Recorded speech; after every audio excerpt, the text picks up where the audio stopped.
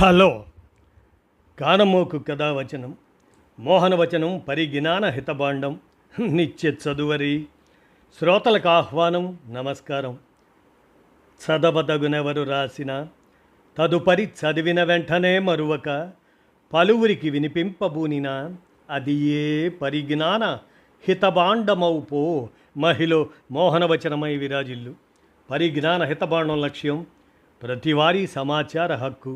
ఆ స్ఫూర్తితోనే ఇప్పుడు ప్రత్యేక దినోత్సవాల శీర్షికన వరల్డ్ రెడ్ క్రాస్ డే మే 8 ఈ అంశాన్ని మన కానమోకు కథావచన శ్రోతలకు మీ కానమోకు స్వరంలో అవగాహన నిమిత్తం ప్రత్యేక దినోత్సవాల శీర్షికన ఈ అంశాన్ని వినిపిస్తున్నాను. ఇక వినండి. వరల్డ్ రెడ్ క్రాస్ డే, ప్రపంచ రెడ్ క్రాస్ సొసైటీ దినోత్సవం మే 8.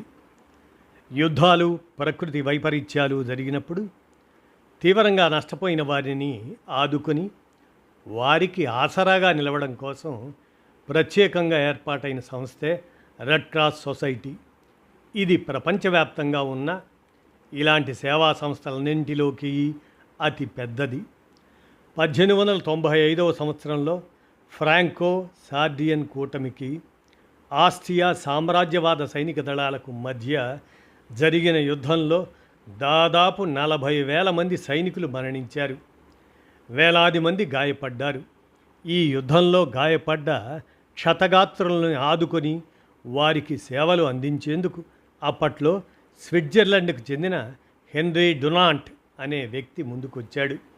ఆ సంఘటన తర్వాత తానే ఇలాంటి వారి కోసం ఓ సేవా సంస్థను ఎందుకు స్థాపించకూడదు అని ఆలోచించాడు. దాని ఫలితంగా ఏర్పడిన సంస్థే ఈ రెడ్ క్రాస్ ఇంటర్నేషనల్ సొసైటీ. ఈ రెడ్ క్రాస్ సంస్థను జెనీవా నగరంలో స్థాపించాడు.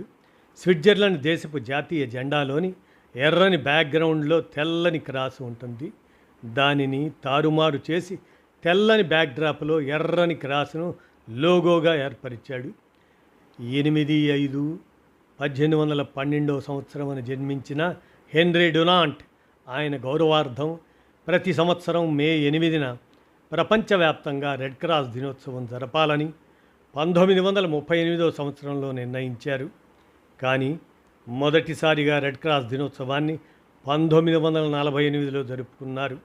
అంతర్జాతీయ స్థాయిలో మే 8న ఏర్పాటైన ఈ రెడ్ క్రాస్ సంస్థ ఇప్పుడు దాదాపు అన్ని రకాల సేవా కార్యకలాపాలను నిర్వహిస్తున్నది అనేటువంటి ఈ సమాచారాన్ని మిత్రులు నర్రా వేణు అందజేసినటువంటి సౌజన్యంతో వరల్డ్ రెడ్ క్రాస్ డే మే 8 ప్రత్యేక దినోత్సవాల శీర్షికన మన కానమోకు కథావచన శ్రోతలకు మీ కానమోకు స్వరంలో వినిపించాను.